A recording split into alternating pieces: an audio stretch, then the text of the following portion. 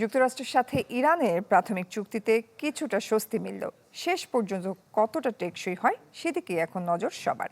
Israel Lebanon যুদ্ধবিরতিতে সম্মত হলেও যে কোনো সময় শর্তভঙ্গ প্রভাব ফেলতে পারে ইরানের চুক্তিতে।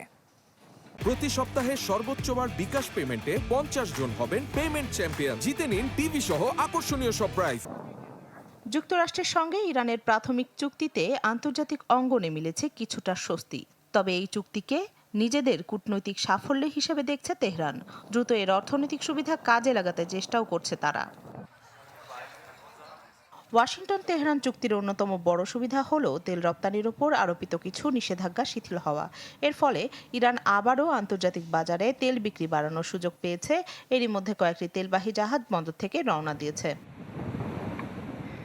তবে বিশেষজ্ঞরা বলছেন, যুক্তরাষ্ট্রের সঙ্গে চুক্তি হলেও ইরানের সামনে আছে বড় ধরনের রাজনৈতিক, অর্থনৈতিক ও নিরাপত্তাজনিত চ্যালেঞ্জ।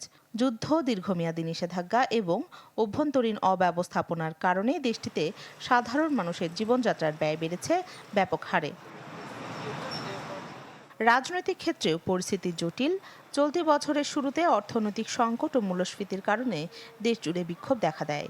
সেই বিক্ষোভ দমনে কঠোর পদক্ষেপ নেওয়া হলেও জনগণের অসন্তোষ পুরোপুরি দূর হয়নি। ফলে অর্থনৈতিক পরিস্থিতির আরও অবনতি হলে নতুন করে অস্থিরতা তৈরি হওয়ার শঙ্কা রয়েছে।